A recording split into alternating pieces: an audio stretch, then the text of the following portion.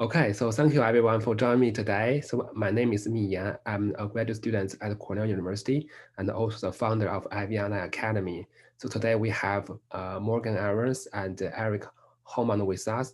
So they will introduce themselves and also our upcoming course and also their experience working in environmental fields. So what is IvyOnline?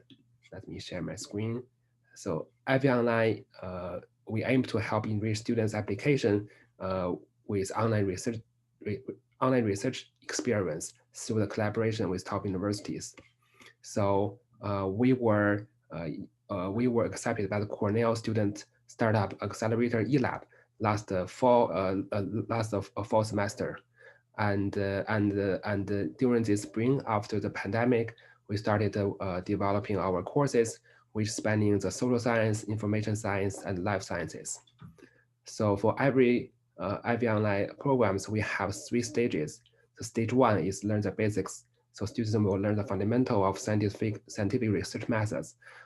So by taking our online courses and joining our weekly webinars, they will have the opportunity to learn those research methods.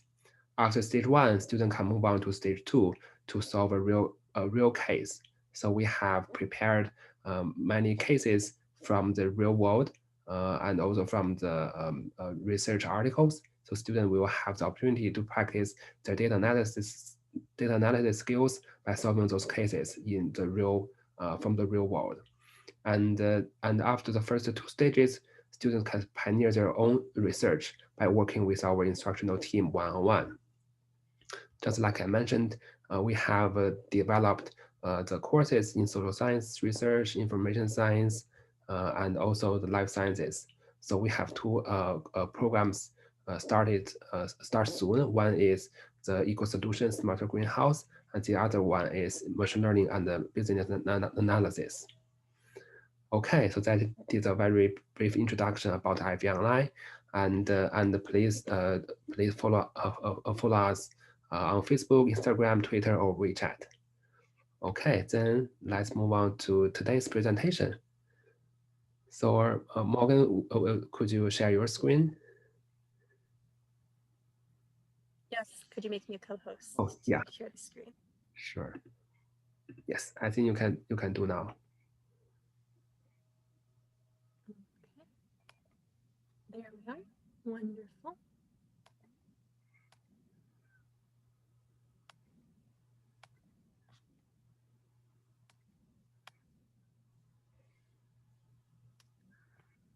Okay, great. So hello, everyone. My name is Morgan Irons. I am one of the instructors of the Eco Solutions Smarter Greenhouses course. It's very exciting to see you all here attending this first webinar. This is a course that I love very much. I helped develop it, and I feel like it has a great amount of knowledge and information that if you are interested in environmental studies or greenhouses or the agricultural industry or even just technology innovation or anything like that, this is a very interesting course to be involved in.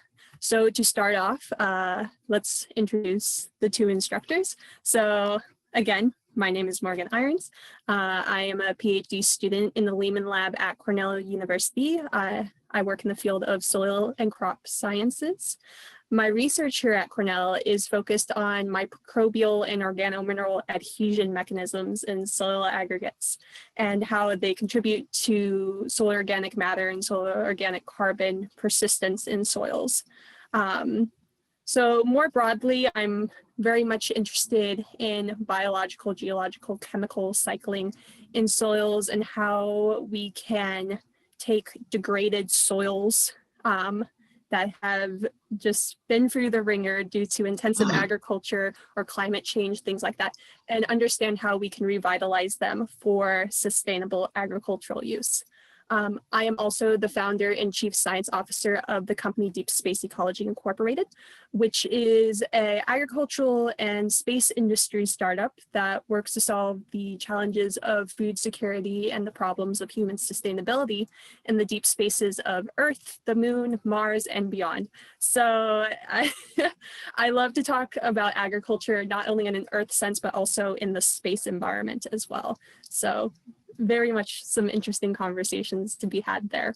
For my undergraduate degree, I received my Bachelor of Science degrees in Environmental Science and Biology from Duke University with a minor in chemistry.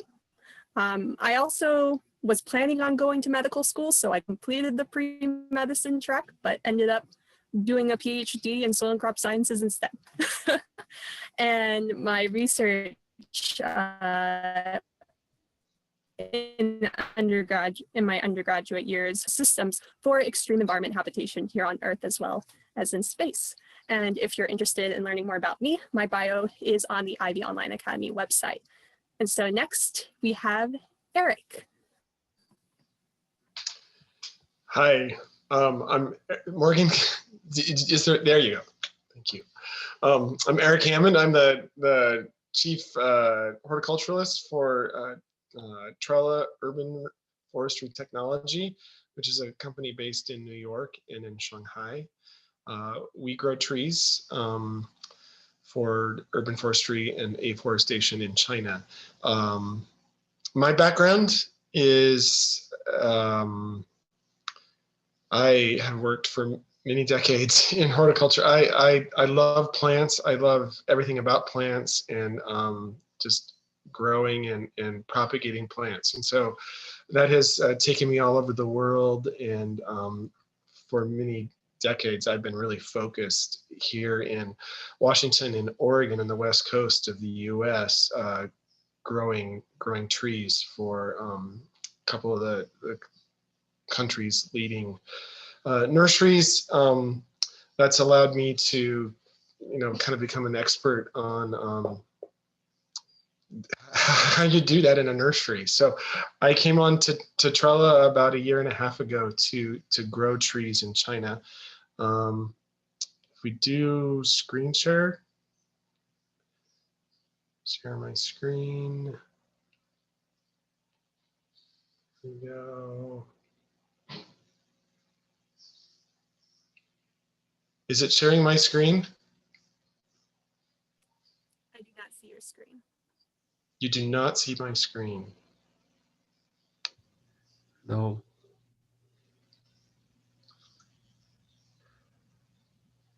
Technological problems. Oh, here's a sec.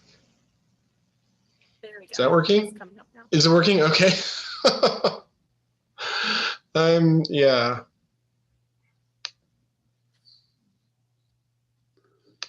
There we go. Okay. Sorry. So in Taizhou, our growing facility is in Taizhou, Jiangsu province. So last year, at the beginning of 2019, we built a 3,800 square meter glass greenhouse where we start all of our seedlings. We grow only Chinese species. We grow them from seed on raised table. This is my team of research scientists there in Taizhou, and we're focused on roots. We want to make sure our roots are well. If we don't have good roots, we don't have a tree. So we focus like no other nursery does, and we grow many trees. So I've used and worked in a lot of greenhouses, and I know a lot about that. I love to talk about it. I love to share that knowledge. So back to you, Mi. Thank you, Eric.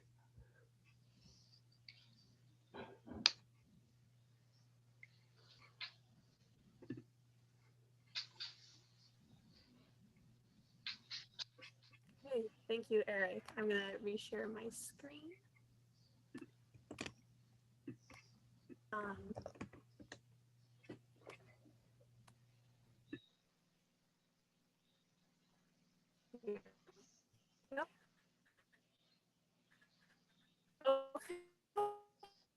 So to start the presentation, when we think about green, this common structure of a glass building where light can get through, and you might see this out in the countryside, or you might actually see this on your university or your college. But greenhouses are a bit more complicated than just building a glass house. There's actually two different kinds or groups of greenhouses that we commonly see in the agricultural industry. There's the controlled environment agriculture greenhouses and the modified environment agriculture greenhouses. So starting with the controlled environment agriculture greenhouse, great, the engineering, environmental systems, a lot of plant sciences, computer system science, things like that. These are greenhouses that have pretty much been and have these control systems in place to maintain certain temperatures, humidity, lighting levels, things like that. An example of these greenhouses is the trellis greenhouses, environment agriculture greenhouses. And these greenhouses are not as technologically minded as the controlled environment agriculture greenhouses. These greenhouses tend to be more open to the air, as we see down here in environmental protection from weather, having a tunnel cover on top of the plants. But there's minimum control of the plant growth environment because involved in this. And then examples of green here, which have the frames and the plastic covering, as this picture, that's pretty much just a glass house built on top of soil and having the plants grow with minimal technology involved. And when we look at the green, come to realize that it is highly multidisciplinary.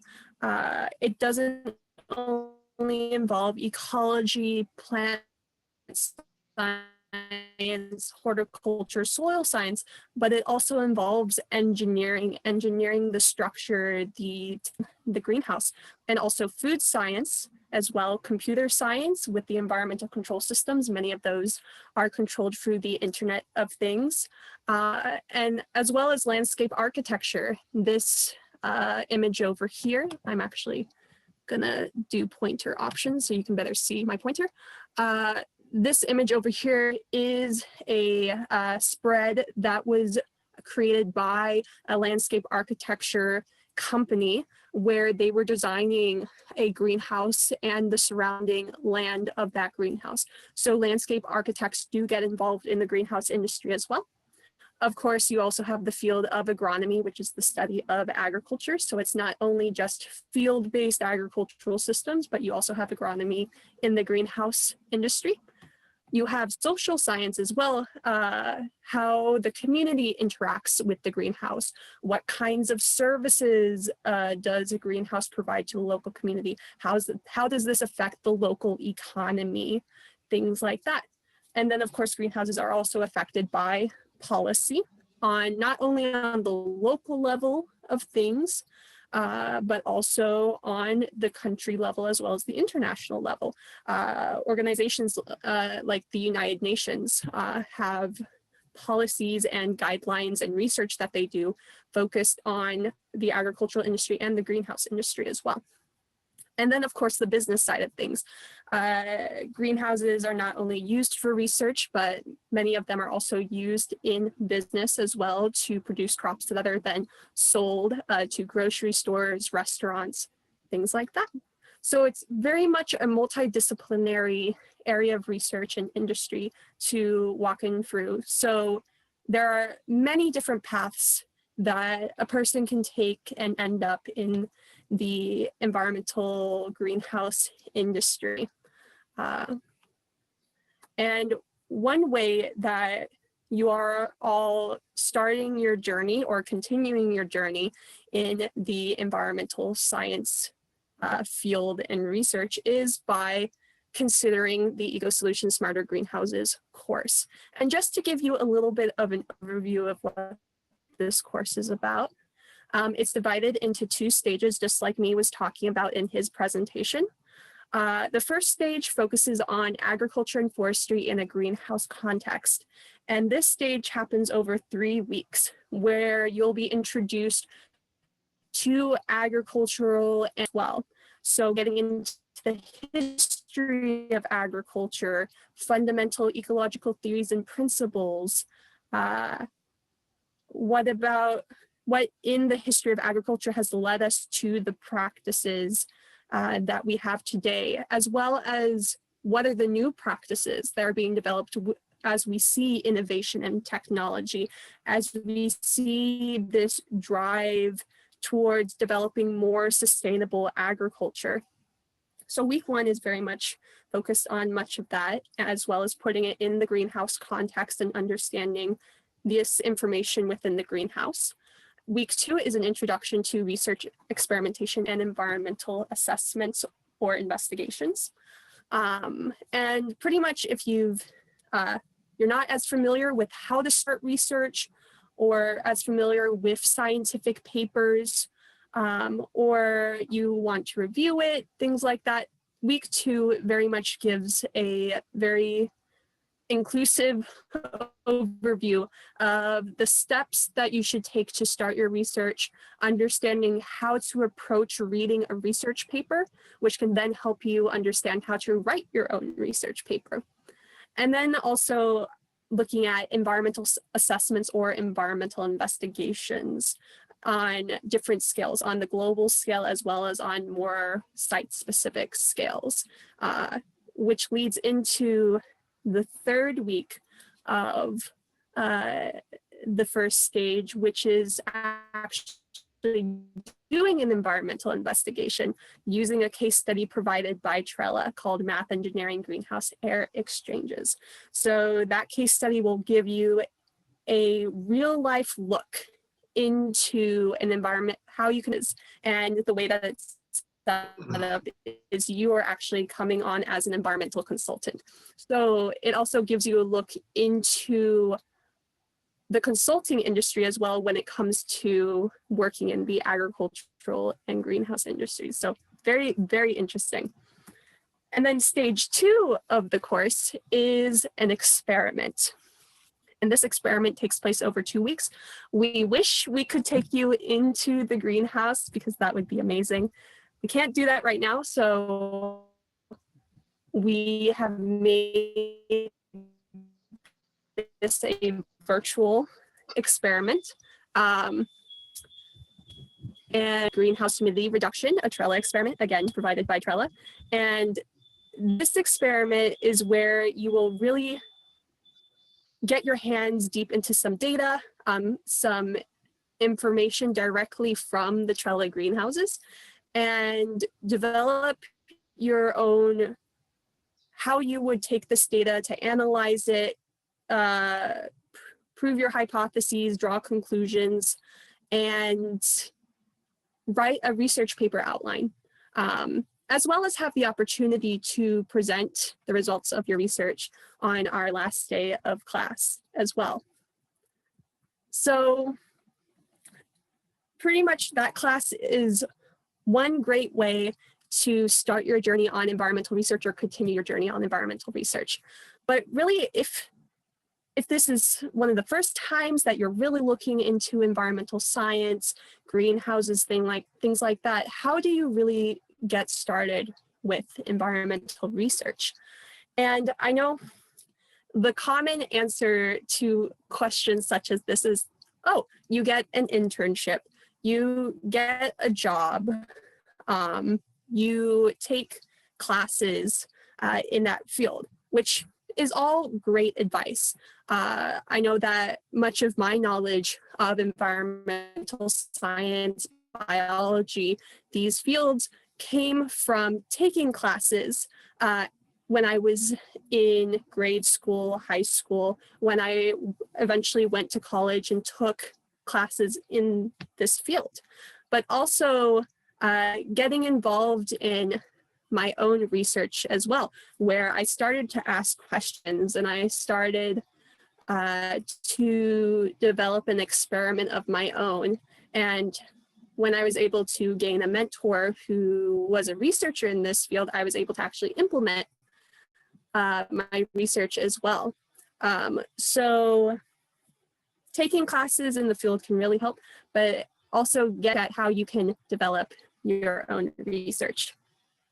And to even go further and think outside of the box a little bit for how you can start your journey in environmental research. You can get involved in community initiatives, going to local farms, community farms in your area and volunteering, actually talking with people and seeing what goes into taking care of and managing a farm. And maybe you'll have some opportunities to do things like soil testing and plant identification and start to gain some knowledge and skills that can help you in your classes or in any future jobs or internships that you seek out.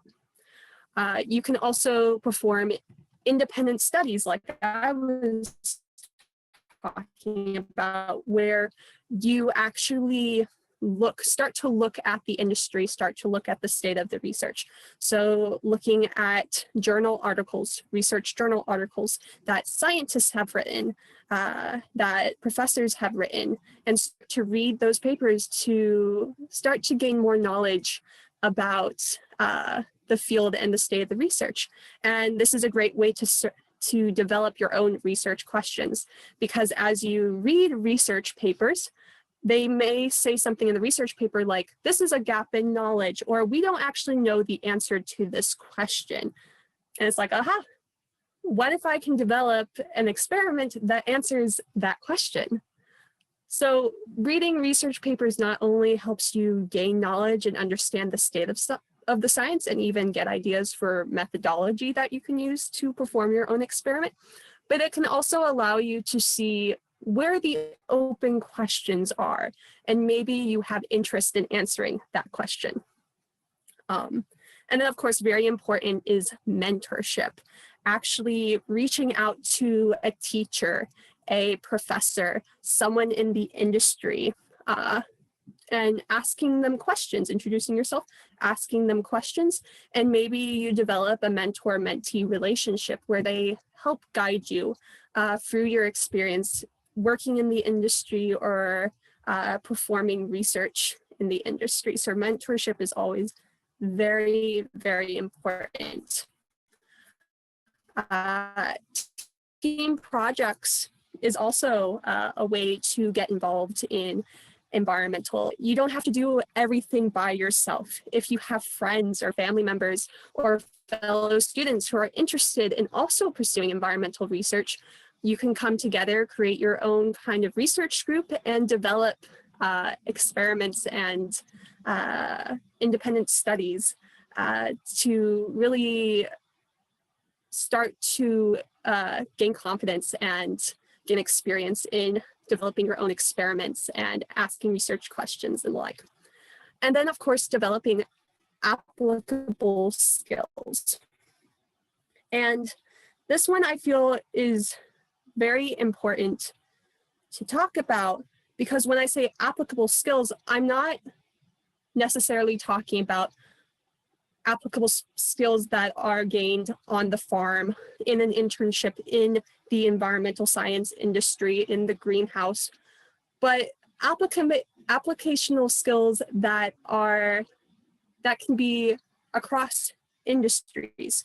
For example, for about a year, I worked in the consulting industry.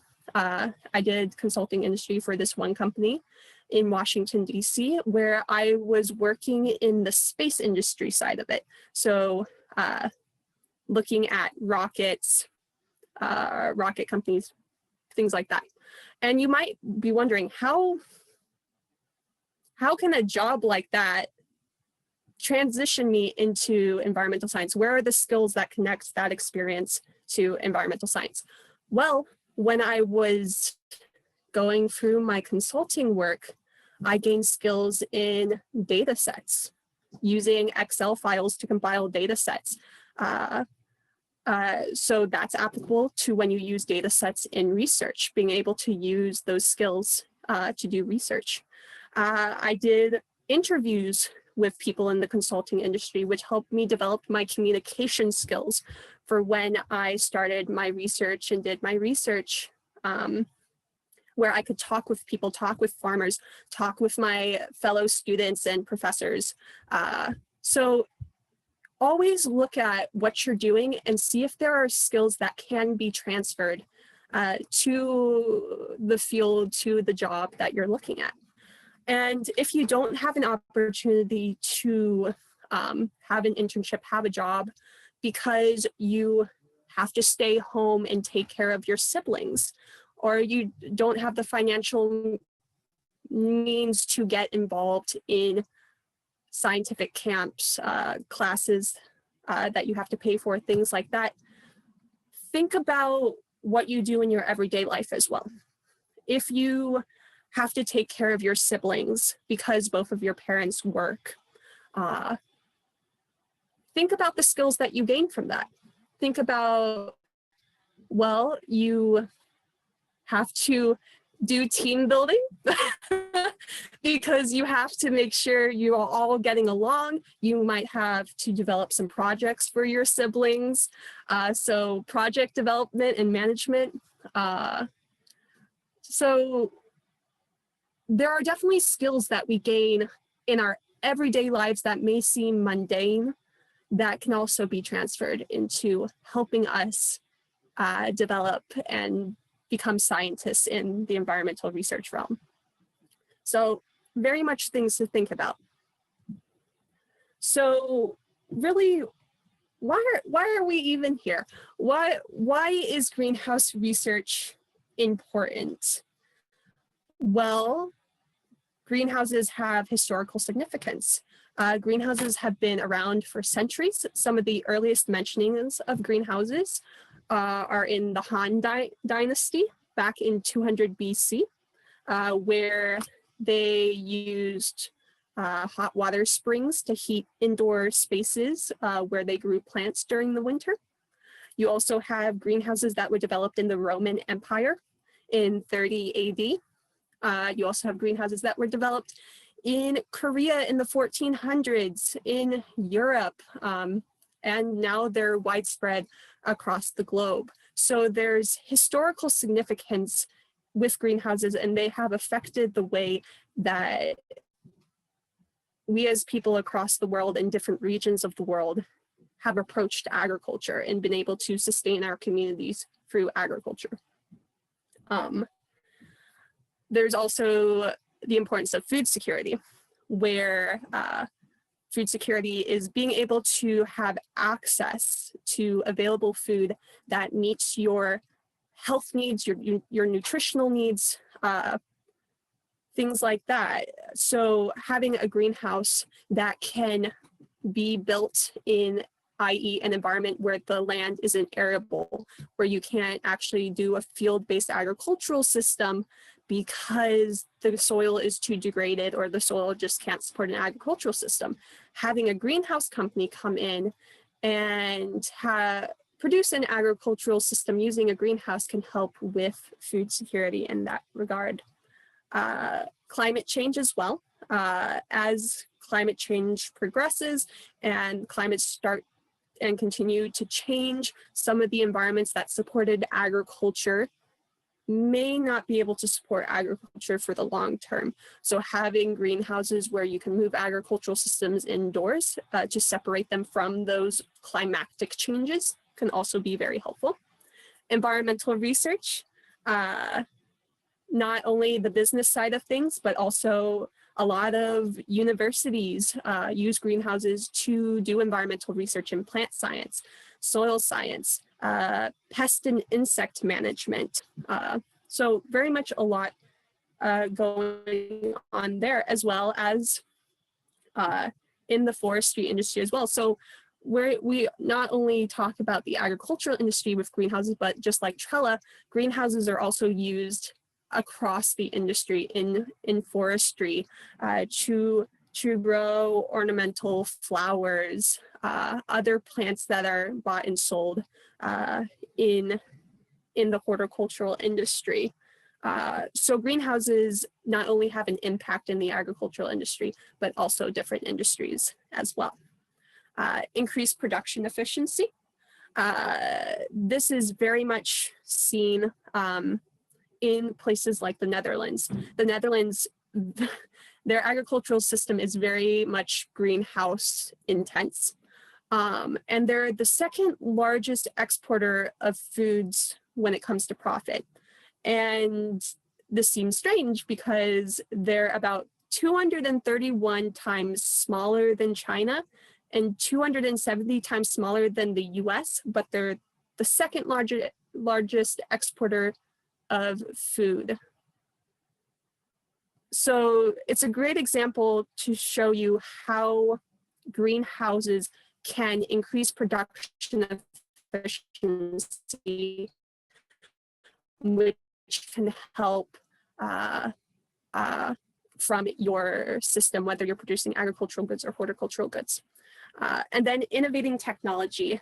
Like I said earlier, you have these greenhouses that are controlled environment agriculture greenhouses that integrate different technology innovation in them.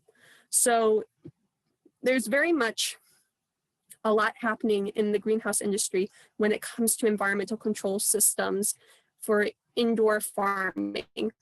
And the innovations that have happened in the greenhouse industry in that regard have also affected other industries as well. Industries such as vertical farming, where people are using large buildings to grow crops. And a lot of the innovation that has happened in the greenhouse industry has been transferred over to vertical farming as well.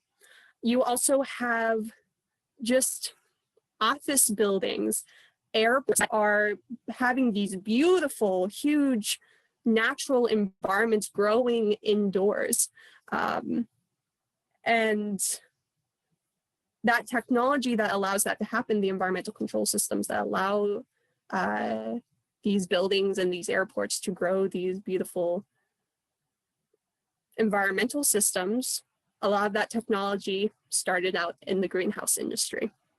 So greenhouse research is very important on many different topics on very many scales.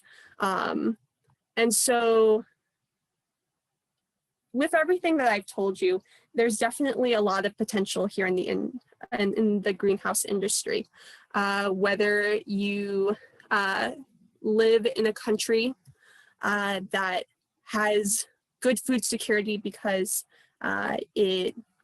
and you benefit from that food security because of greenhouses, or you want to work in the industry for a company like Trella and actually make that your everyday job, or you go to a university in the greenhouses, as well as even doing something very much different, like the Biosphere 2 greenhouse complex in the state of Arizona here in the United States, where they built this greenhouse complex to do habitation system modeling for a crew to go to Mars. So you have the business element of it, you have the research element of it, you have the everyday effects of greenhouses, and then you have things like doing analog missions for space missions. So it's all very exciting, and there's a lot happening in the industry as we move towards more sustainable practices, such as the genetics revolution, looking at how we can better grow crops and understand crops through their genetics and through breeding programs. Bringing back traditional ecological knowledge, so looking at our history, looking at Indigenous communities and the practices that they've used and the sustainable practices that they've used, and how we can bring that knowledge forward in a very respectful way, as well as things like digital agriculture, where we're very much bringing in technology, Internet of Things, sensors, robots, things like that, and integrating it into these systems such as greenhouses, as well as field-based agricultural systems, to increase efficiency and increase the sharing of knowledge and data across different farms, as well as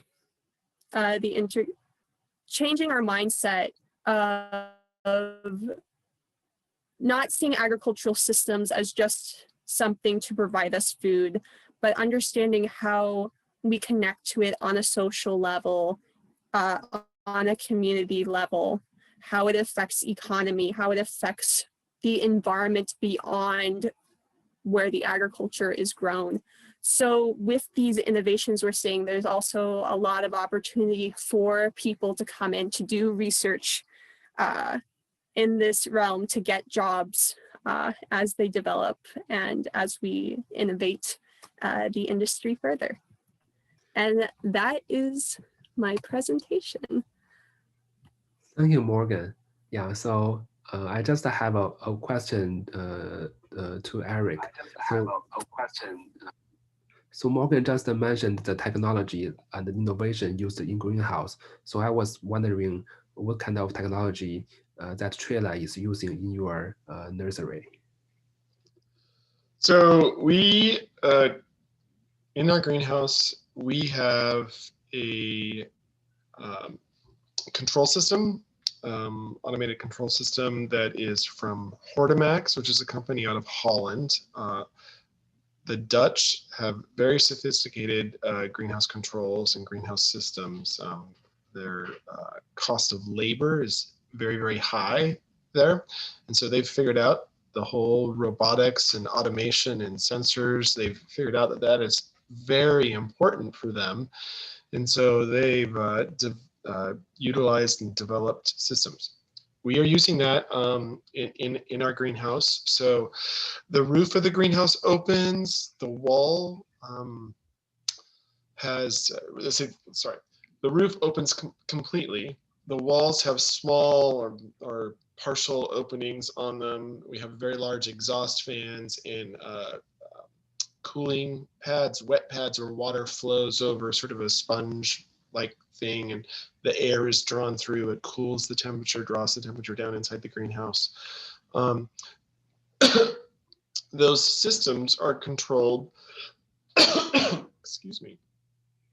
Those systems are controlled by computer sensors. So we have sensors that monitor the outdoor temperature, the indoor temperature, the light levels inside the greenhouse, humidity, whether or not it's raining, there's probably a few other things, but all of those things are monitored. The computer runs through algorithms and various control points that we set. So during the springtime, when we're germinating seeds, I wanted about 70 degrees or 20 Celsius. And so we put those parameters into the computer, and then the computer program monitors the different sensor readouts and opens the roof when it can, or will run the exhaust fans to keep the temperature down. If it's too cold, it will close the walls, close the roof so that the sun can build up some solar radiation and heat the greenhouse. So we are 100% reliant on the technology to grow the trees in our greenhouse. It's very, very important. I see. I see. Sure. So yeah, so during Morgan's presentation, Morgan also shared with you that the career path, um, like what a student can do after they graduate if they are studying like environment or greenhouse. So Eric, so since you have been working in this industry for a while, so could you share with us your career path, like what motivated you to become a working in the greenhouse? Yeah.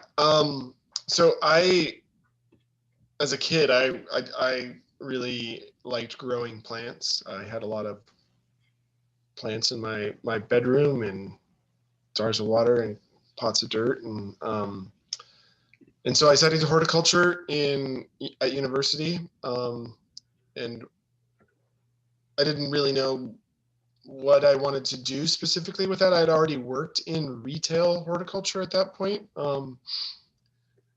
I hadn't done any commercial propagation, but I really liked the propagation classes that I took.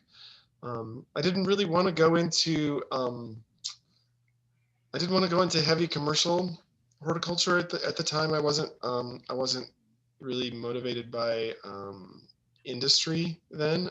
I was more kind of interested in the botany of it, but I couldn't figure out how to make that pay the bills. So so I ended up doing a bunch of internships at some great places. I did an internship in South Korea, and I came back to the U.S. and I started working for a really tiny company with just a couple of employees, but it's kind of in the front end of it, or sort of a startup. And that nursery gained a very large following, international following, and a huge reputation, and that sort of launched my career. Um, I was propagating a lot of different plants there. We had over 10,000 different species of plants, and so I had more exposure to plants than just about anybody else in a commercial setting. It was a retail mail order company when before the internet. I'm old. Before the internet, we had a paper catalog, and just as I was leaving that company after 11 years, we had a website, and we're doing that. So I utilized those skills, and I transitioned into true wholesale nursery production. And the company I worked at in Oregon for 15 years, I was growing 10 to 15 million seedlings each year. Um, Wholesale, we had a 5 acre covered, it was not glass, it was a synthetic fabric, woven fabric greenhouse, Cravo greenhouse, and 20 acres of cold frame greenhouses. So um, it was a good transition. I'm really happy I did that. It's allowed me to move into the areas I'm in now, where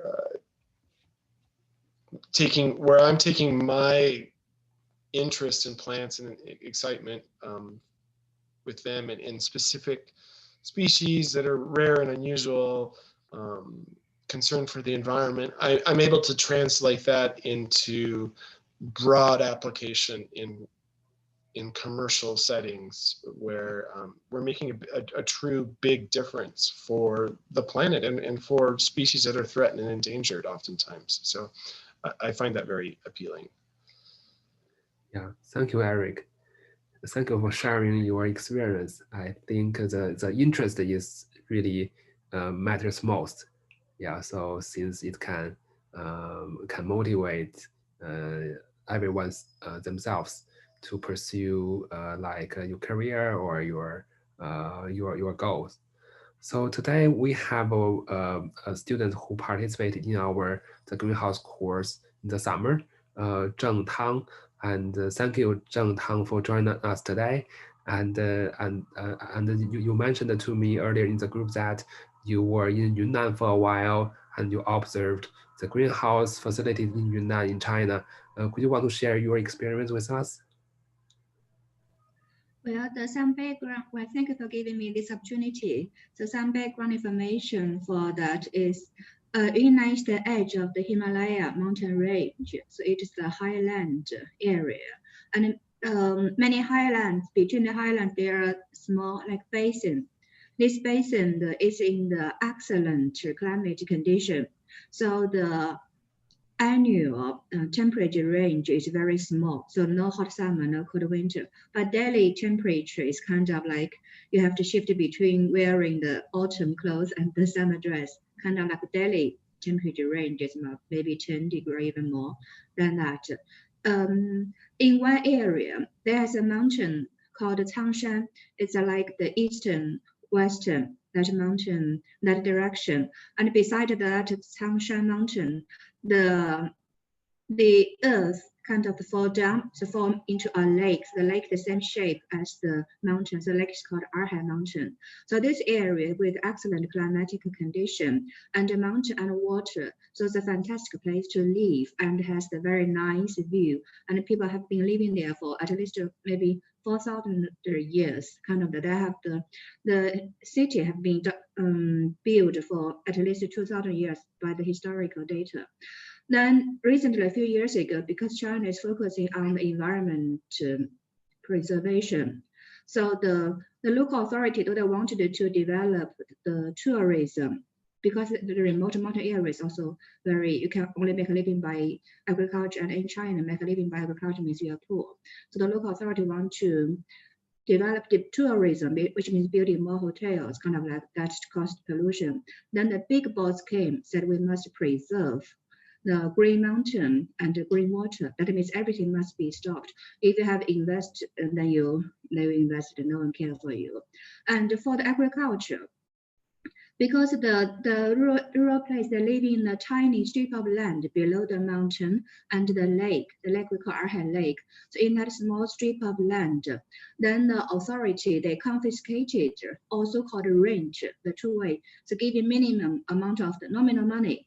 Then they take the land. They say the fertilizer and the pesticide contaminating the soil. So they take the land. So the rural people are stripped of the land.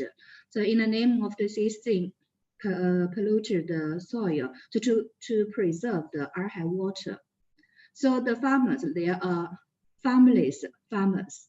So that's a very sensitive topic. But in this way, the land stay there wasted because they cannot be planted. So they just live there to grow the wild grass. That's one way. In some land are reserved to grow crops. That's for tourism, to take photos. So we call that eco kind of the land. That's small land. The other just live there to grow wild grass. And there is a small kind of the greenhouse which I observed in that town. It is to grow orchid flower. Because that condition is excellent to grow orchid, so it's a small orchid, and I think it's profitable. So this year, due to pandemic, there are many, like the many orchid fairs were cancelled. So this year, of course, they lose money. But in general, this is very good condition. And I asked if they could expand that greenhouse to kind of benefit the local people. They said because the land are in the hand of government, so they cannot take, because if you take from rural people, the land is cheap, but from government, the price is already. So that's I'm thinking maybe in the future, there's a way to grow the crops without causing much contamination. But this is just in the future, because currently we do not have land. But in some town nearby, not nearby, maybe 70 kilometers away from there, it's called Shaxi. In Shaxi, the land, people still can grow crops because only Arhai Lake, the land are confiscated. But in Shaxi, they preserve the water very carefully and preserve the local culture. And due to in Arhai, the agriculture are stopped, like the Arhai tradition, they grow garlic. Garlic, you have to use the fertilizer, otherwise the garlic is not round and fat. So the garlic grow is changed to Shaxi. So that might damage the Shaxi water. So a guy who is preserving the Shaxi is talking to me about this we call agriculture contamination. So is there a way to still grow the garlic because that's how local people make a living while not contaminating the water. So in Shaanxi, maybe the greenhouse project is realistic because we still have access to land. So that's why I'm thinking about also I want to keep the local people there because they kind of like they are treasured to keep the ancient Chinese culture, which I thought already lost, but they kept that. So if we have a decent life, the people can live there, then I could make a decent living. So that's why I'm thinking I'm participating in that. Thank you so much. Yeah, thank you, Zheng. Yeah. So Morgan, do you have any kind of ideas or comments? Like since you are studying in soil. Yeah, it's always an interesting situation because a lot of the chemical practices that we have with the fertilizer, the pesticides, a lot of that was introduced during the Green Revolution of the 1940s, where we very much increased the use of chemicals in our agriculture. So it's been around for decades, which means there's been decades of chemicals being added to land. And in soil, not all of those chemicals are washed away through leaching or through just runoff of the land. Some of those chemicals get occluded into the soil through interacting with the organic matter in the soil or with the soil minerals. And so a lot of these chemicals persist for years to decades, which leads to these situations where we have land that, if the chemicals were not there, would be good for agricultural use, but it's gotten to the point where it's becomes dangerous because it gets into the waterways, which affects the local community as well as the communities downriver. Plants also uptake some of these chemicals, so it can be dangerous to eat some of the plants that are exposed to these chemicals as well. So there are these situations where sometimes you can no longer use the land because of the contamination that happens. I know at Cornell University, where I am, that we do have pieces of land here on campus that do have chemical contamination, especially since we have a lot of apple orchards here. And historically, a lot of the apple orchards used chemical treatments that are dangerous to our health.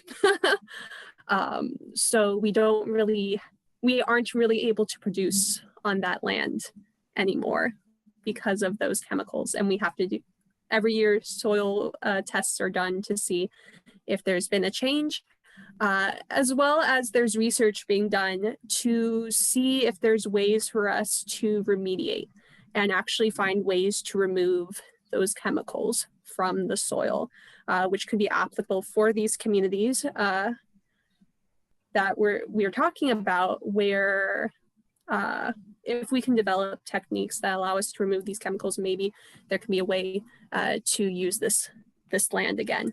But in the meantime, for land that can no longer be used for field agriculture, greenhouses are an option, building on top of that land if you're not using it for anything else. But you still want to use that land for agricultural purposes. Having a greenhouse where it doesn't use that local soil is a way to make that happen. And doing that will help the local community, especially if you get the local community involved, because it creates jobs for the people in these communities. If you hire locally, so that people can work in these greenhouses.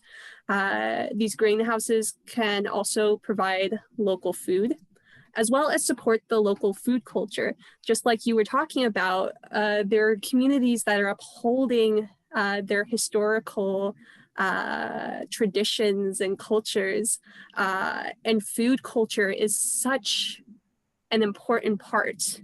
So figuring out ways to keep those cultural elements moving forward, especially as the environment changes, whether it's natural changes or human-induced changes, greenhouses can help make that happen. So it's exciting to see the work that you're involved in and hear what's happening in these communities and see how we can use this knowledge of the greenhouse industry to help these communities. Thank you so much. Thank you so much Morgan. for your help. Yeah, thank you, Morgan, and thank you, Jen, for sharing your experience. And thank you for joining us the webinar again. Although you have taken our course in the summer, and we are running out of time. So before we wrap up, so I would like to kind of encourage our students who join our webinar today to take our upcoming course, the Smarter Greenhouse, to start your research on environment and the greenhouse. So thank you everyone for joining us and have a nice evening or day. And please let us know if you have any questions, no matter on the research or on our courses. Please feel free to reach out to us. And thank you Morgan and Eric again for joining us today and for sharing your experience.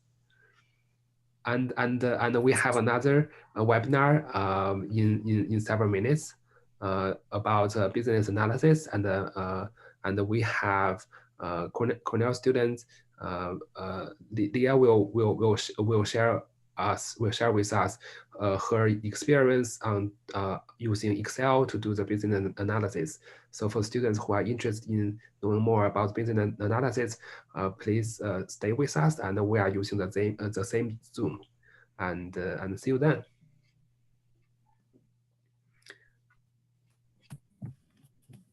Thank you, everyone. Thank you, Morgan.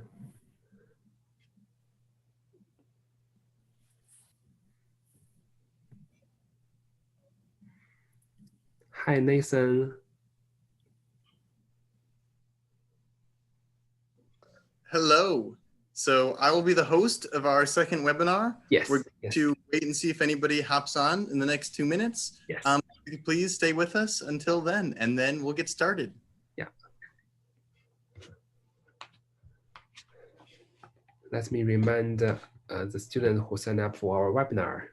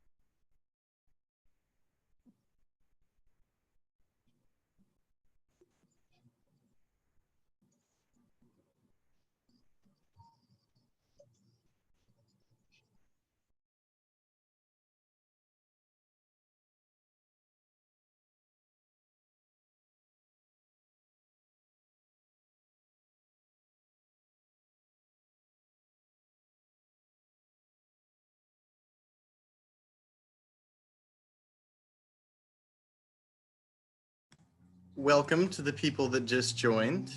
And I think I'm going to give just one more minute to see if anybody shows up before I launch into this webinar. But I would like to thank all of you who are here already for showing up. And I hope that you get a lot out of this webinar. So we'll just give it one more minute, but I'd like to thank you once again for being here with me today.